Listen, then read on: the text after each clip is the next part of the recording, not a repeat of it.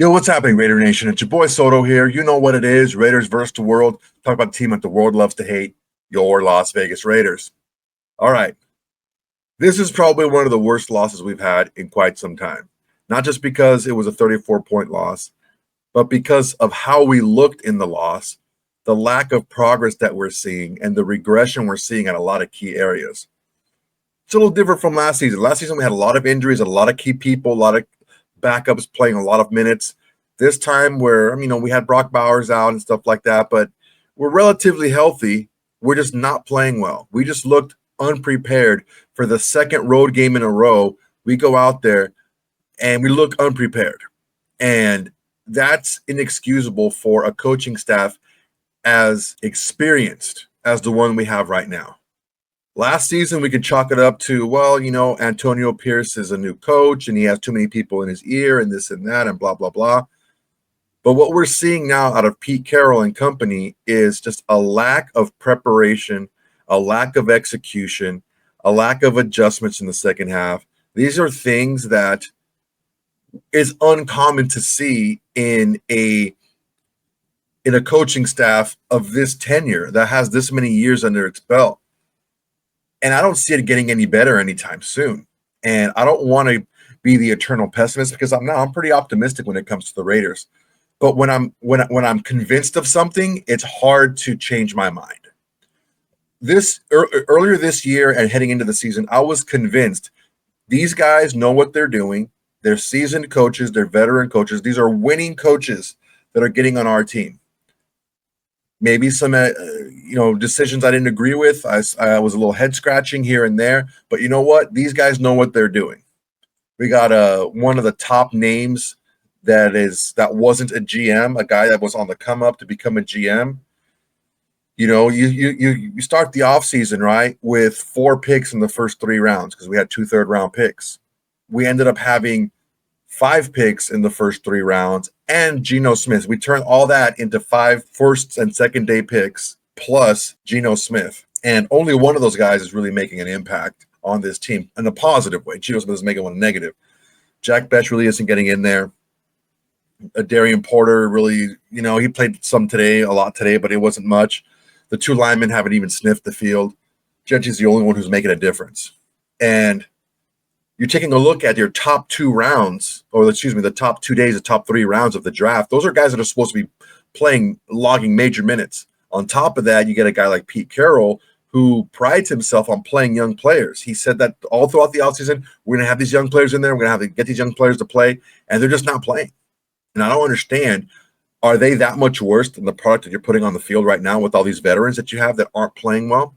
It's very difficult, damn near impossible. You can't do it.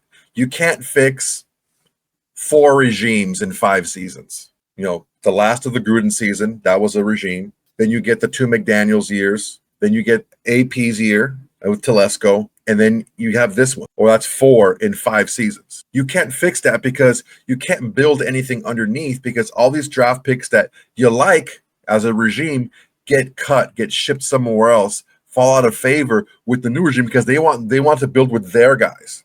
So if you're not a guy that has a big contract and you're not a starter or a lock starter and stuff like that, then yeah, you're going to get pushed to the wayside. One of the worst things that happened today, we didn't hit the 48, the over. I bet the over. We didn't hit the 48. Luckily for me, if you guys would have listened to me and bet Alex Pereira like I told you to bet yesterday, you guys would have won. I put down $250 on my bookie. I got back $775 on the first round finish. You could do that on my bookie if you want. It's the only app that I use, and all the links to all my socials and all of my sponsors are in the link tree in the description. Go ahead and check it out. If you use the promo code SOLO, you get some cool freebies and stuff like that. But yeah, we didn't hit the over, and it wasn't Indianapolis's fault. They scored 40 of the 48. We only managed 6. I was hoping for that field goal at the end, put us over 49, but whatever. You win some, you lose some. The issues that we have here are plenty, and I'm not going to chalk up these press conferences that are just fluff. I'm not going to chalk them up to just coach speak because Pete Carroll is doing what he's saying he's doing in these press conferences, which isn't much. And there was no need for Gino Smith to go out there the last few drives. There was no need for that. If you see Gino Smith as your lock number one starter, there's no reason for him to go out there when you're losing 32 to 6 in the fourth quarter. You know, when they pulled Daniel Jones and they put Richardson in there, exactly. That's what you want to do. This is your starting quarterback. You don't want to see him hurt. Get him out of the game. The only two reasons I can see why you don't put Kenny Pickett, and I'm not saying Kenny Pickett's a savior, but it's weird to me, is because number one, you want to get Gino out there. You want to get him a rhythm going into next week. You want to find something positive, or you don't want to start a quarterback controversy if Kenny Pickett goes in there and plays much better than Gino Smith has, which one of them is a good thing. Okay, yeah, I see that. Want to build some continuity. Another one is an ego thing where you don't want your guy to be overshadowed by someone else that wasn't your guy.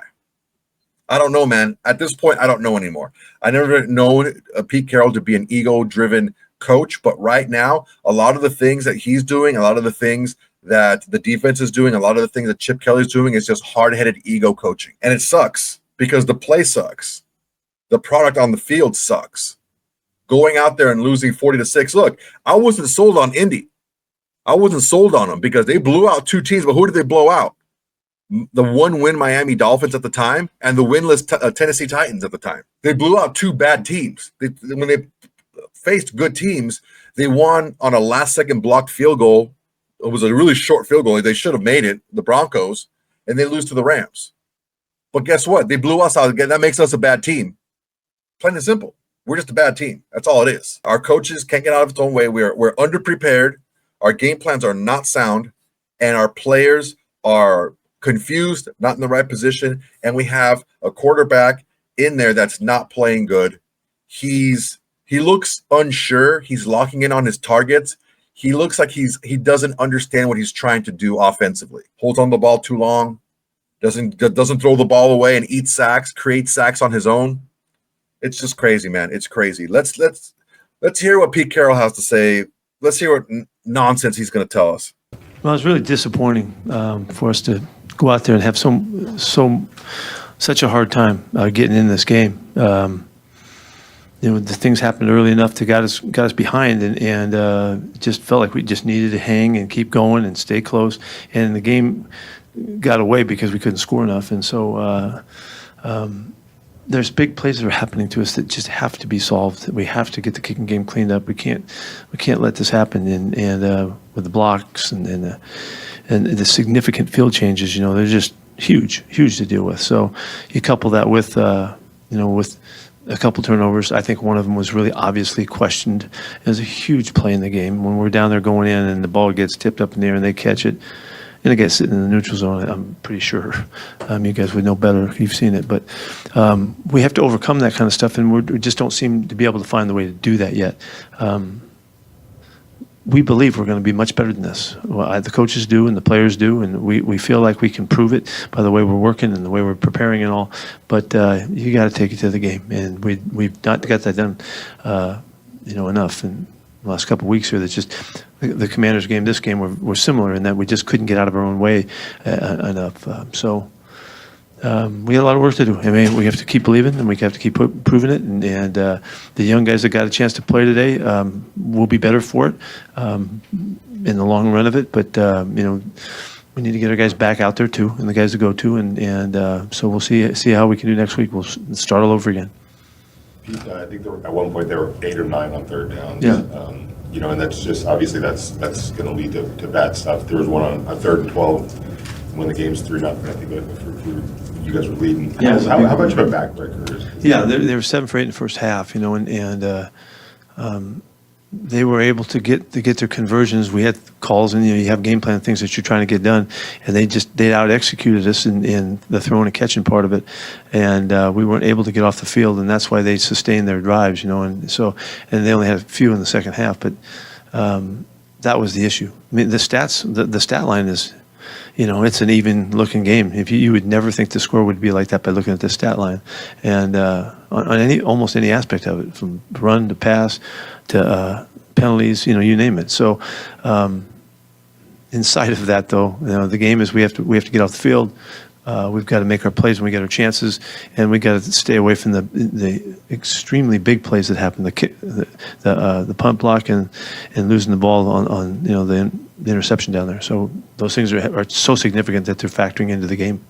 Obviously, multiple people didn't perform well, but was there any consideration to going with Kenny at all? Yeah, I was thinking that if there was a reason to do that, but here's the reason why I didn't do that. We need to stay out there and keep practicing. We need to keep practicing. We need the reps. We need the turns. We need to run the system. We need to feel it. We need to see the guys get their opportunities to improve.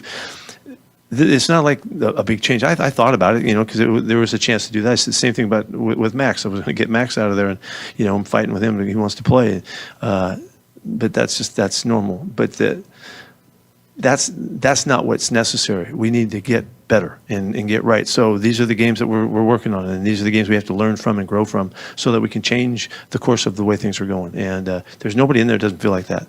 And so we're going to go right back at it again. Is Gino, do you feel like he's pressing at all at this point? And how do you? I don't know if that's your word. I think it's hard. Yeah, I think it's been hard. It hasn't been easy. It's been tough to get the big plays in the last couple of weeks, and they give you the easy scores. Even go back to the Commanders game. We exploded a bunch of times in that game, and so it just makes things. All of those other plays you don't have to call in between there. But. It's hard, and he cares so much, and it's so important to him to try to come through for everybody else, and he wants to play well and all that. You just have to, in my mind, you have to wash out the ball that gets tipped. That play shouldn't have happened and should never have been there. And so we throw the ball into a little coverage there, and another time the guy gets the pick. But you can't make excuses for him. You just got to live with it and grow and see if we can eliminate him. In regards to Brock, I know you had expectation that he could have played it. Yeah, I thought he would. What changed within the Friday? He just didn't. We were going to rest him all the way through the week, and he thought, we all thought that was going to make a difference. But as he got down to it on Saturday, he couldn't feel it. He couldn't get right, and so. Kind of happened with Stokesy too. Stokes, he practiced during the week and got through it, but it just didn't. His knee didn't respond well enough to feel like he can go 1,000 miles an hour out here on game day. So, a little wishful thinking, a little, optimism, relentless optimism, might have caught us a little bit there. And if Brock could have played, he would have. If Stokes could have played, he would have. And we thought that by resting them, it would make a difference, and we didn't get as much out of that as we had hoped. You guys in there were talking leadership, the importance of it right now more than ever. How confident are you that they're the leaders in that locker room to where this can't? I have no problem. I have no hesitation in telling you that. There's enough guys that have been around their own places or been around with us, and the guys that we know well. That's not the issue. Is there any updates on Jermaine? Yeah, just decided to go with the other guys. What did you see on the first drive you guys had? Was that the tone you were trying to set, Yeah. and then what made it? Yeah, I think it was 2nd and 3, and we got sacked, and we got knocked out of, and then we wound up 3rd and 12 or something like that. It was just unfortunate. I don't know about the play in particular, why we cut it. We didn't really cut a guy loose. We got covered up a little bit, and he had to hold it, and then it worked against us. Unfortunately, that would have been obviously a great drive to consummate that. I don't know. It must have been 7 or 8 minutes or 8 or 9 minutes or whatever it was. It was perfect, really. And then we get a big play and we get knocked out.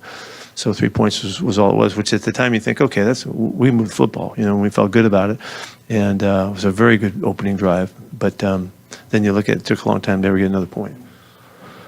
What kind of conversations do you and the coaching staff have with Gino now, just moving forward from this game?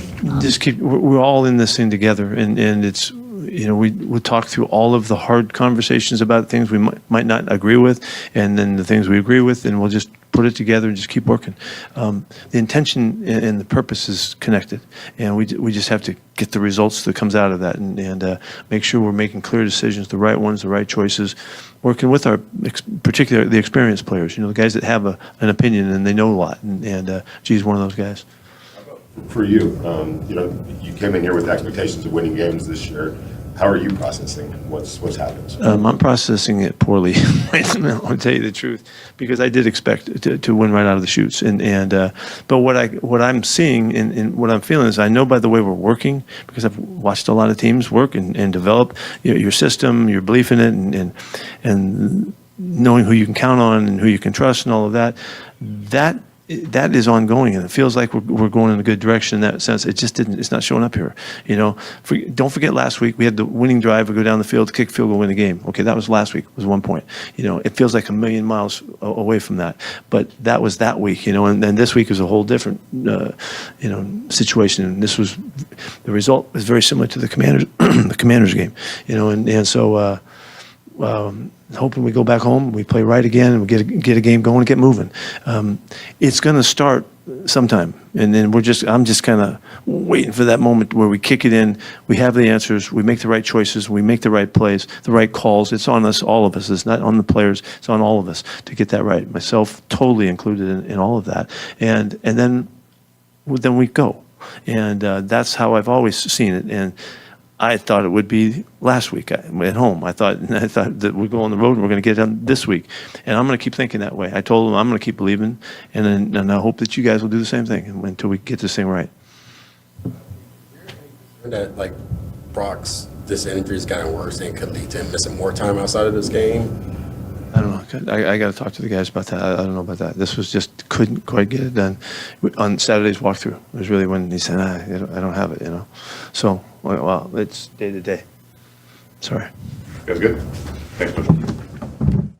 A lot more candid from Pete than we've heard in the past. He pretty much said it. We have to really tighten up some of those big plays on special teams. He didn't really mention that we allowed a return for touchdown that was called back through the holding, and the holding really wasn't an integral part of the run back.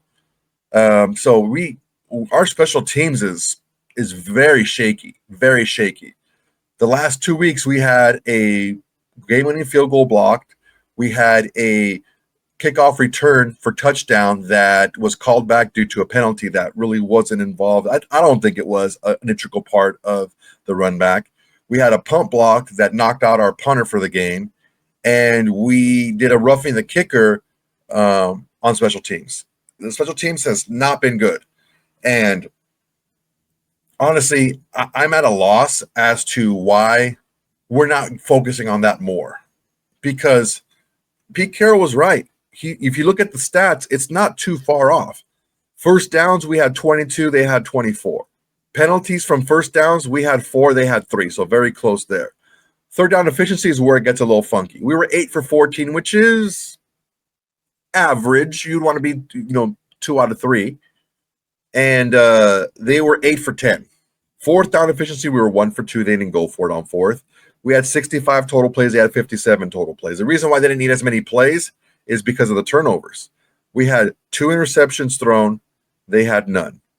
We also gave up 4 sacks, and they gave up no sacks. We didn't get any sacks. Gino Smith, I'll get more into the specifics of the specific players in tomorrow's video. This is a team thing, team-wide. I mean, we outrushed them 106 to 96. All right, and we both rushed the ball 25 times. So very similar. We threw the ball 36 times. They threw the ball 32 times, which is about fair. I think that's a fair comparison. The issue is we were 4.8 yards per pass. They were 6.9. Still below the 8.2 that Daniel Jones is. So defensively, we didn't do a bad job. The issue that we're seeing is all those short fields. Basically 3 turnovers. The 2 picks that were very deep in their territory, and also, one was deep and the other one was in our territory, and then also the punt block. They didn't have to do a lot of moving the ball to get it into scoring range because we gave them the ball in scoring range quite a bit. It's a tough pill to swallow when you're looking at what was expected earlier in the year. Our third down, they converted some long third downs. That play where McCollum and Caillou Blue Kelly let Downs wiggle through them to get the first down, that's a punt situation. It was 3-0. They ended up scoring a touchdown. We should have had the ball back. And these little plays early in games change games. They change games because later once it was 20-3, we had to change our game plan. Now I understand that we still came out running the ball initially in the second half, but by the second drive of the second half, when they scored again, we had to abandon that, and it was mostly just Gino Smith in the shotgun again. Very tough pill to swallow, man. Gino Smith also talked to the media. Let's hear what Gino Smith had to say. Kind of walk us through what do you think happened today? Not necessarily just with you, but with the entirety of the team, please. Yeah, I think we lost the game today. We lost one game today, so that's a good thing. But I think we didn't come out, we didn't execute the way we're supposed to. It's the reality of it. We got to fix it. We got to get better. We got to go to work and figure it out. Specifically, how do you fix those things, Gino? Work harder, study longer. Band together, become a tighter group. And I think we're already a tight group, but we got to get tighter as a group. And guys have got to lock in. I mean, it's a tough game. It's a one play at a time game, and they're going to face a tough team every week, man. That's the NFL. There's not going to be any easy game. So we got to get it in our mind that we're going to go out and win the game, and we're going to get it done. And until we do that, we'll have the same results.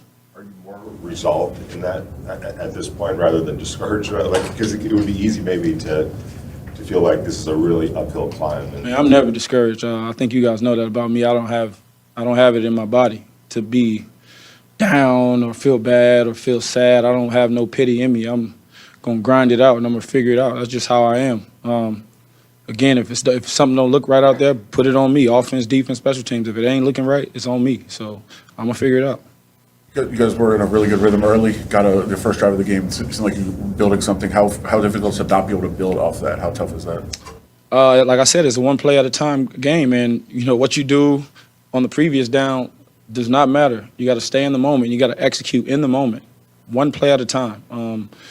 Nothing you did the last game, last season, last week in practice, none of that stuff matters, man. It's about executing on game day, getting to the game, one play at a time, doing your job. Every guy, all 11, doing their jobs on all sides of the ball, and taking the approach that we're going to get it done. There is nothing else that matters. This is the big boy leagues. This is the NFL. It's the best of the best. And you got to go out there and you got to get it done. And like I said, until we figure that out, we're going to have the same results. You mentioned not getting too down after a game like this. What are the emotions after a game like this then? My emotions is always solution based. I'm looking at how can we be better? How can I be better for my guys? There's a lot of ways, There's a lot of ways, and I'm taking the approach that I have to do those things and be active and making the right choices and doing all the right things. So getting with the guys and figuring out how can I be better for them? How can I help them more in games? How can I help them more in the huddle? Again, this is a process, man. Like, I've seen this so many times. I remember when Jared Goff, it doesn't matter, but I remember when he went to the Lions and that whole process, man, this is a process. It's process-driven, and a lot of time people focus on the results. But you can have good results sometimes with a bad process, and it'll catch up to you. And so we got to tighten down our process, and then the results that we want, they'll be there. But it's a process-driven game, and you got to focus on the process. I saw you in the locker room right now talking with Pete a little bit.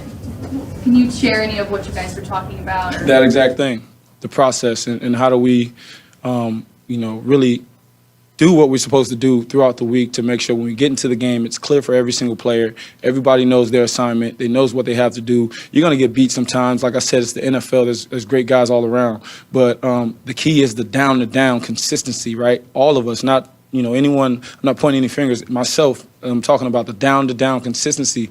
We make splash plays, right? We got explosive plays. We'll do great things in spurts, but it's not consistent enough, and so that's where we're failing at.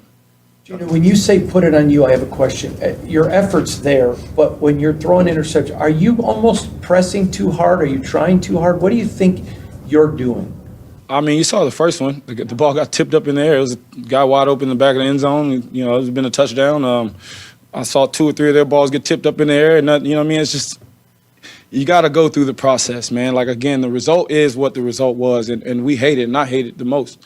But, again, the process is what I'm focused on. I feel like I did the right thing on that play. I threw it to the open guy, and it wasn't the result that I wanted. Well, am I going to say, well, don't read it the same way, don't throw it to the open guy? No, I'm going to throw it to the open guy.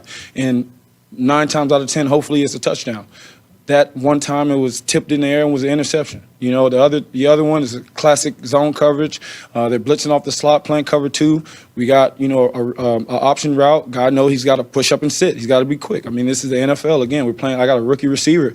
We got to develop him. You know, we got to learn. And it's not Dante's fault. It's not anyone's fault. It's life. And so what I'm doing here is I'm learning a lot, you know, through these experiences. And as I go through life, you know, I really and enjoy that part of it, is that the experiences are what's going to make me better. So somewhere down the line, we're going to look back at this and say, you know, those moments made us better.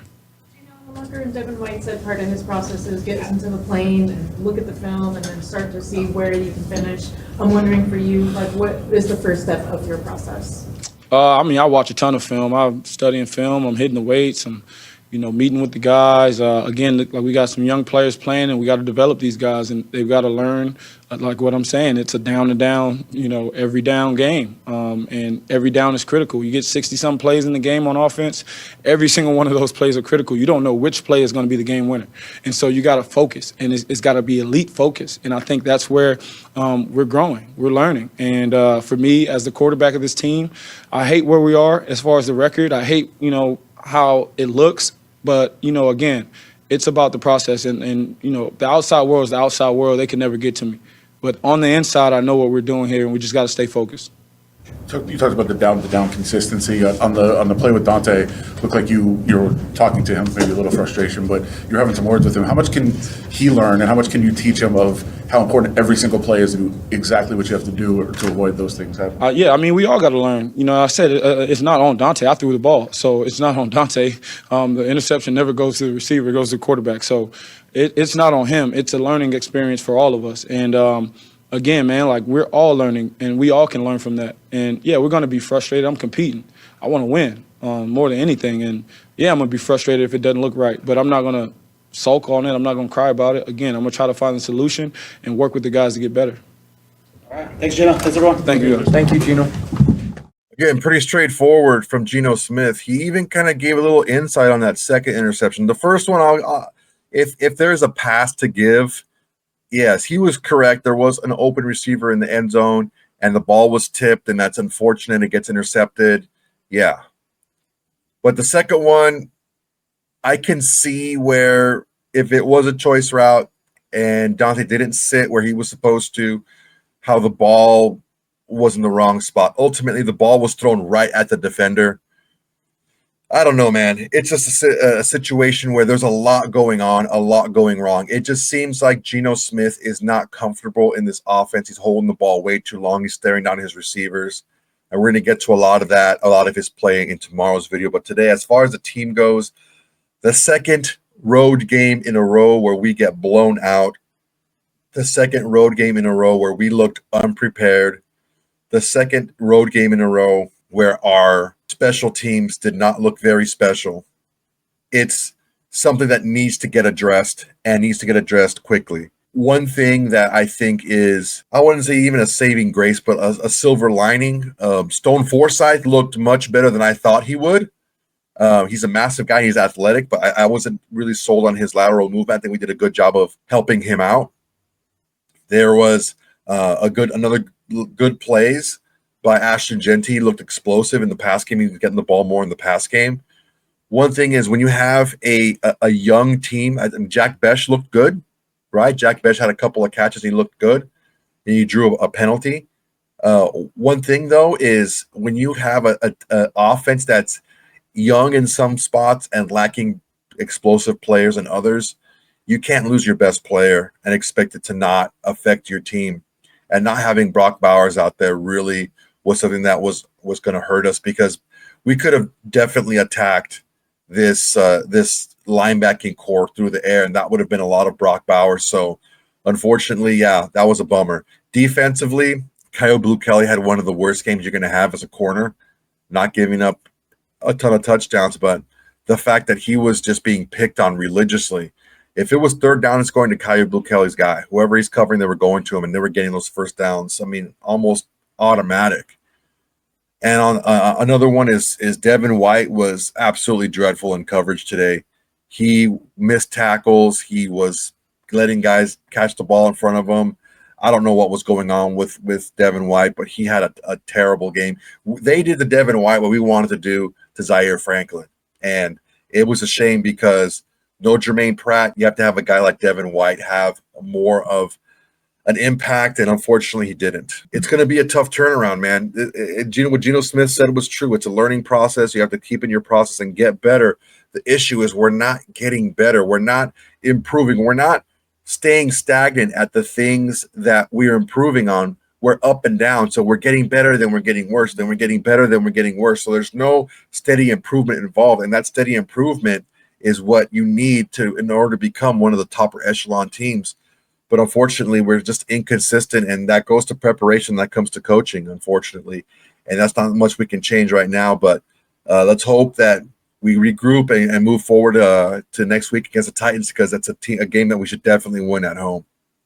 All right, guys, that's my time for today. Really appreciate you guys watching. Go ahead and like, comment, and subscribe to this video. It's a nice way to support the channel. It's absolutely free. And it's the bare minimum you can do to support the channel, besides doing nothing, just watch the video. On top of that, we have the Shield Society. Shield Society, it's only $5 a month. It's a membership. You get the videos right away that I put out. Also, you get some freebies that I'm going to send out. You also get a live watch party with me. You get to cry with me when we get blown out like today. But also, you get some cool stuff, and I'll give you some tips, some gaming tips and stuff like that if you want it. And you also get to have the chance to be on the video yourself if you choose. The guys haven't really taken advantage of that because they're a little shy, but if you want to get on there, you can do that definitely. So, guys, I need you to do one thing for me, okay? Please tell your friends, tell your haters, tell your mamas, tell everybody. Raiders versus the world is the greatest thing going in Raider Nation today. All right, guys, that's my time. Till next time, everybody. Peace. Hey, Raider Nation. Thanks for watching. There's plenty more where that came from. Go ahead and smash that like button. Drop a comment. Make sure to subscribe and share to all your socials. It's the bare minimum you can do without doing absolutely nothing.